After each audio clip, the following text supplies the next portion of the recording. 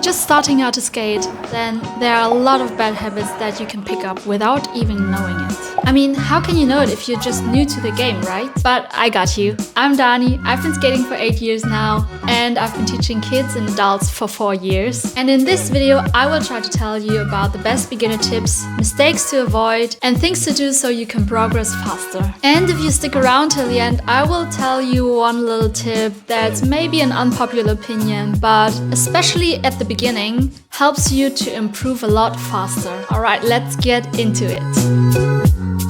So the first habit and tip, and which is super underestimated, I mean, especially when you're over 30, but even under 30, it totally makes sense to do this before you start skating, is to warm up properly and stretch. This makes sense in every sport. The best thing you could do is take 10 or 15 minutes at the beginning of the session to just jump, get yourself mobile, get yourself warmed up, stretch every part of your body.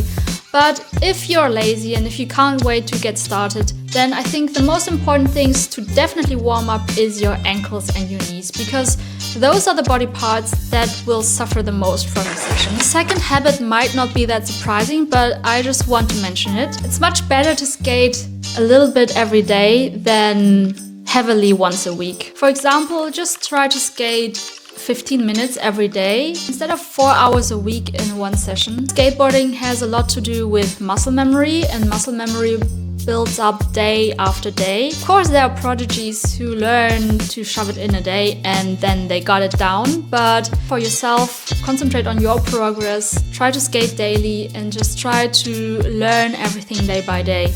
In addition to this habit, you can also try to skate just wherever you go.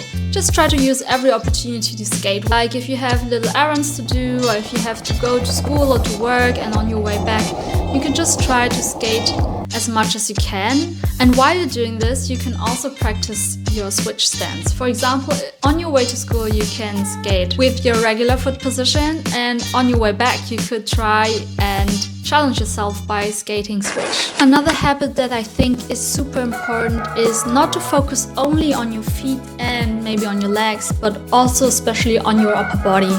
I know it's hard to concentrate on so many things at the same time, but try to get used to watching out for what your upper body is doing, like your hip, your shoulders, which direction they are aligned to, if they're aligned to your board and your lower body, and in which direction they're facing, doing specific tricks. This will also prepare you for tricks where you actually need your shoulders for the whole trick movement. For example, for 180s, you need your shoulders to do the turn. Learning to feel your whole body and not just your feet during skating will improve your skating by a lot.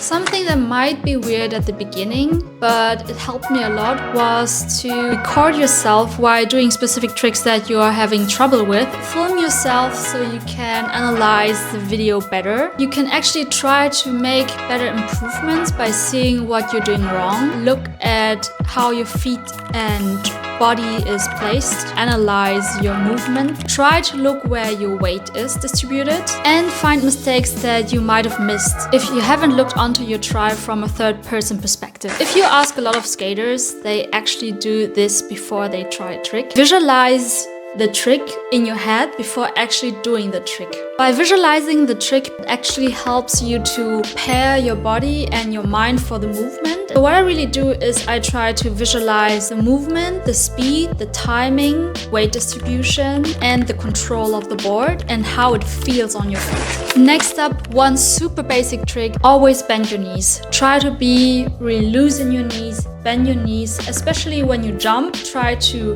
bend your knees when you land, because if you don't, this will not be good for your knees. Like, your knees will not thank you afterwards. Bending your knees will, first of all, give you more balance because you're lowering your body weight. And when jumping, bending your knees will absorb the impact, so it's definitely less harder on your whole body and especially on your knees. Even off-board, you can incorporate this habit for your skateboarding progress. That is to practice your balance as much as possible.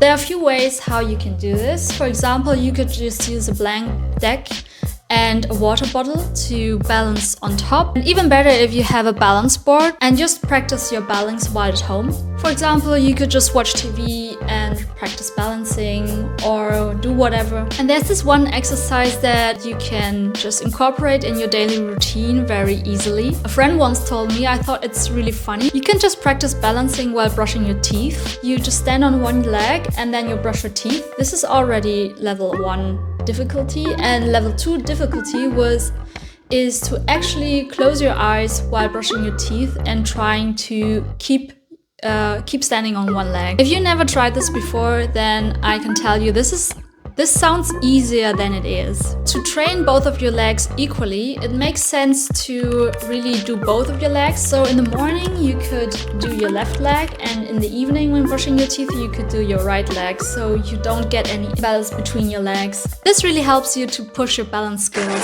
So finally, the last 2 tips have to do with your expectations. This mental habit is really important, but not very easy to keep track on. It's really important not to try to compare yourself to others. You meet other beginners and you skate together. Don't compare yourself with them, because everyone has their different pacing, and skateboarding is very individual. Also, how fast you progress, it's a very individual thing. Of course, a little bit of competition is always good to keep you challenged and motivated. Don't take it too high up. It's still supposed to be fun after all. You don't want to demotivate yourself by just comparing yourself to someone who might be progressing faster, even though it's really not comparable, because there are so many things that you can do while skating, so many different disciplines, so many different exercises and tricks, that your skill level is definitely not comparable.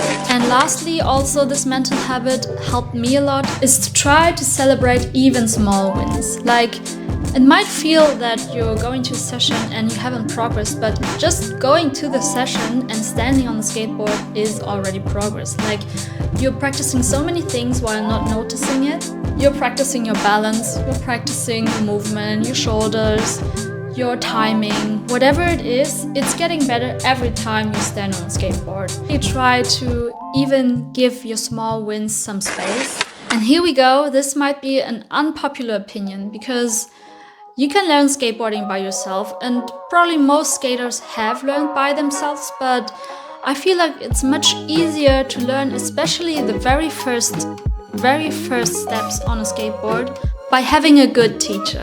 And I'm emphasizing on good here, because there are a lot of really, really good skaters, but it doesn't mean that they're good teachers. Like, I was skating with friends who were really, really good, but because they were like very small kids when they started to skate, they can't even remember their first steps and what they had to watch out for. So it's really hard for them to tell you what you should do differently. Like, my skate friends, they actually just told me to get on it and just get going. And of course, this is something that doesn't help when you don't even know where to place your feet, what stance you are, how to push, how to roll.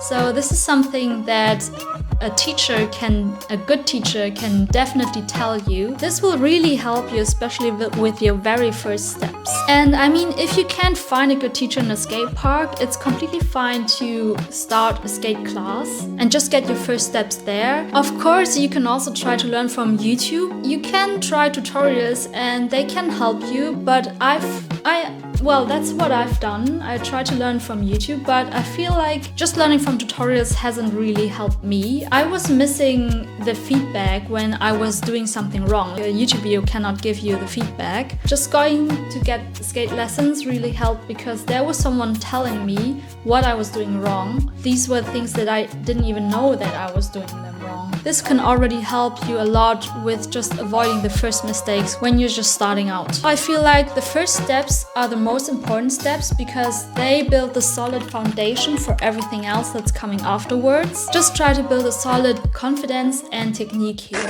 So that was it. These are actually the tips that I give others when I'm teaching myself. I hope that these tips have helped you as well. Which tip has helped you the most, or do you have other tips that you would like to share with us? And if you like this video, then it would really help me to like, subscribe and leave a comment. And this video is actually part 2. If you missed out on part 1, then you can watch it here. If you want to see more videos of myself skating or getting more beginner tips, then you can check here. I hope you'll keep progressing, skating and having fun. See you in the next video. Cheers!